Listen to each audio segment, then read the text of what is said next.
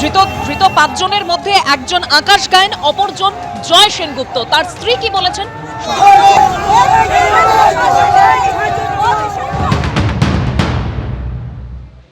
Police সন্ধেবেলা গতকাল 8টা সাড়ে 8টার দিকে এসেছিল।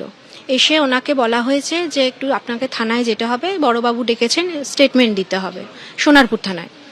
তা আমার হাজব্যান্ড সাথে সাথেই চলে গেছে। যখন থানায় মিটিং কমপ্লিট করে বড়বাবু বাইরে বেরিয়ে আসেন, আমার সেই ভাই জিজ্ঞেস করেন যে স্যার কি হলো, জয় সেনগুপ্তকে যে নিয়ে এলেন ওনাকে কি বলছে, না ওনাকে তো এখন ছাড়া যাবে না, আমরা বসিয়ে রেখেছি, পরে দেখছি কি করা যায়, এখন কারোর সাথে দেখা করতে দেওয়া যাবে না, কালকে সকালের আগে কিছু হবে না।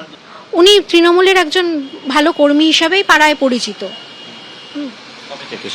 1998 সাল থেকে উনি তৃণমূল করেন, উনি এখনও তৃণমূলই করেন।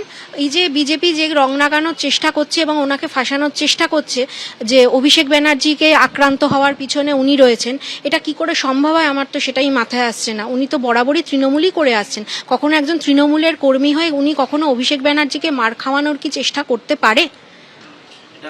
কালকে যখন বিকেলবেলা অভিষেক বন্দ্যোপাধ্যায় এখানে এসেছিলেন, উনি কোথায় ছিলেন? উনি বাড়িতেই ছিলেন।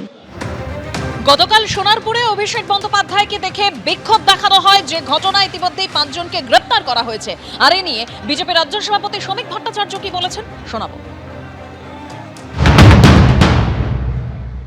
তৃণমূলের সঙ্গে তৃণমূলের গন্ডগোল, কারণ তৃণমূল আদপেই কোনো রাজনৈতিক দল ছিল না। যারা অভুক্ত ছিলেন তারা এখন আক্রমণ করছেন। আর প্রশ্ন তো মানুষের মনের মধ্যে আছে, এখন বিবৃতি দিয়ে কি হবে? 321 জন বিজেপি কর্মী খুন হয়ে গেছেন 2016 সালের আগে থেকে। আপনারা একবার 2021 সালে নির্বাচন পরবর্তী 15টা দিনের কথা, 25টা দিনের কথা চিন্তা করুন, আর আজকে তাকিয়ে দেখুন।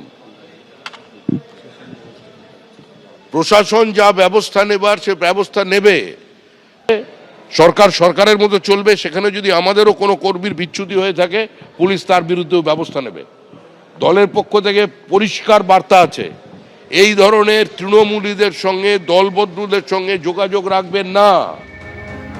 তৃণমূলের সর্বভারতীয় সাধারণ সম্পাদক অভিষেক বন্দ্যোপাধ্যায়কে গতকাল জুতো ছোড়া হয়, ডিম ছোড়া হয়, কাদা ছোড়া হয়। সোনারপুরে একেবারে যে পরিস্থিতি তৈরি হয়েছিল গতকাল, সেই ছবি দেখতে পাচ্ছেন। ইতিমধ্যেই 5 জনকে গ্রেপ্তার করা হয়েছে। অধীর রঞ্জন চৌধুরী কি বলছেন এই প্রসঙ্গে শোনাবো।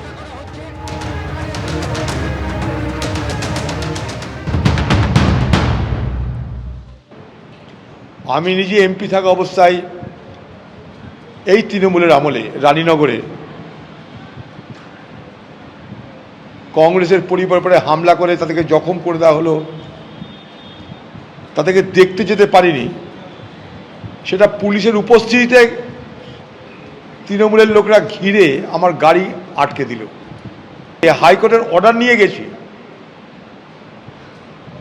সেখানকার এসপিকে বলছি, পুলিশকে বলছি, তারা তো এলোই না, বরং আমাদের যে ঝান্ডা, সেই ঝান্ডাগুলোতে যদি লাঠি থাকে তাহলে ঝান্ডা নিয়ে যেতে দিল না। নমিনেশন ফাইল করতে আমরা পারিনি। তো এই দৃশ্য দেখতে দেখতে আমরা অভ্যস্ত হয়ে গেছি। একটা সাংসদ যেতেই পারে, তার উপরে হামলা করার মধ্যে কোনো বাহাদুরি তো নেই, বরং হামলা করার মধ্যে দিয়ে কি হয়, অভিযোগের বদলে নায়ক তৈরি করে দেওয়া হয়, মহানায়ক তৈরি করে দেওয়া হয়। গতকাল সোনারপুরে ধুমধুমার পরিস্থিতি তৈরি হয়। অভিষেক বন্দ্যোপাধ্যায় রাস্তায় নামতেই ক্ষোভ আছড়ে পড়ে, জনরোষ আছড়ে পড়ে। ঠিক কি পরিস্থিতি গতকাল তৈরি হয়েছিল দেখাবো আরো একবার।